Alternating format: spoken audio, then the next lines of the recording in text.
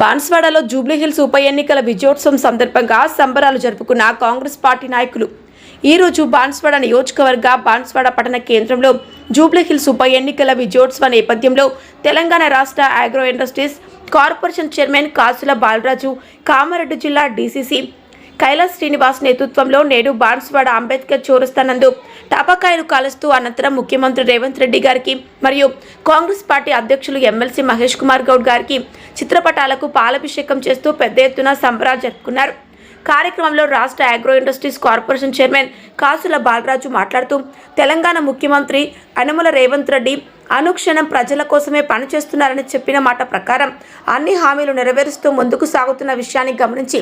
జూబ్లీహిల్స్ ప్రజలు నవీన్ యాదవ్ని సుమారు 25,000 మెజార్టీతో గెలిపించారని, సుమారు కొన్ని రోజులు అక్కడే ఉంటూ కష్టపడినటువంటి ప్రతి ఒక్క తెలంగాణ కాంగ్రెస్ పార్టీ నాయకులకు, కార్యకర్తలకు ప్రత్యేకంగా వారు ధన్యవాదాలు తెలియజేశారు.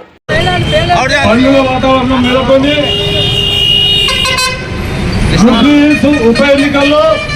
సుమారు 25,000 మెజార్టీతో కాంగ్రెస్ పార్టీ అభ్యర్థి నవీన్ యాదవ్ గెలుపుకు కారణమైన ప్రతి ఒక్క కార్యకర్తకు, అక్కడ కష్టపడ్డ నాయకులందరికీ పేరు పేరున శుభాకాంక్షలు తెలియజేస్తూ, ముఖ్యంగా రాబోయే స్థానిక సంస్థల ఎన్నికల్లో కూడా రేవంత్ రెడ్డి గారి నాయకత్వంలో, మహేష్ కుమార్ గౌడ్ గారి నాయకత్వంలో బాన్స్వాడలో మరియు కామారెడ్డి జిల్లాలో అన్ని దగ్గర కూడా రాష్ట్రంలో స్థానిక సంస్థల్లో జెడ్పీటీసీ కానీ, కౌన్సిలర్లు కానీ, ఎంపీపీలు కానీ, ఎంపీటీసీలు కానీ, వార్డు మెంబర్లు కానీ, సర్పంచులు కానీ ప్రతి ఒక్కరూ కాంగ్రెస్ పార్టీ గెలుపుకు కారణమవుతుంది. మన ముఖ్యమంత్రి రేవంత్ రెడ్డి గారు, మహేష్ కుమార్ గౌడ్ గారి నాయకత్వంలో మరి తెలంగాణ రాష్ట్రంలో రాబోయే దినాల్లో అన్ని కూడా కాంగ్రెస్ పార్టీ గెలుపుకు కారణం కావాలని నేను సందర్భంగా తెలియజేస్తూ, ముఖ్యంగా నేను ఒక వేరే కార్యక్రమంలో వచ్చి మరి కాసుల బాలరాజన్న గారు, మరి కృష్ణారెడ్డి గారు, మరియు ఎన్ఎస్ గారు, ఇక్కడ ఉన్న బ్లాక్ కాంగ్రెస్ మరియు కాంగ్రెస్ నాయకులు, యూత్ కాంగ్రెస్ అధ్యక్షుడు చిన్న, అలాగే ప్రతి ఒక్క కార్యకర్తకు పేరు పేరున ఈ యొక్క రిజల్ట్ను ఈరోజు ముఖ్యమంత్రి గారిది, మరి నవీన్ యాదవ్ గారిది. నవీన్ యాదవ్ గారు కూడా 2-3 సార్లు పోటీ చేసి ఓడిపోయినా ప్రజల్లో ఉండి పనిచేసినటువంటి వ్యక్తిని మరి ముఖ్యమంత్రి గారు గుర్తించి ఒక బీసీ బిడ్డగా,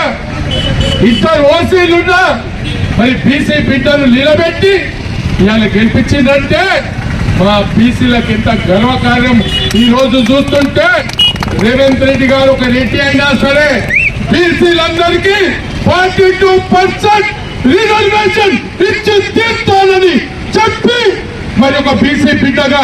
ఒక ఎమ్మెల్యే బై ఎలక్షన్ లో నిలబెట్టి మరి ఖచ్చితంగా ఛాలెంజ్ చేసుకొని తన పునఃస్కందాలపై వేసుకొని మోసి మరి గెలిపించారంటే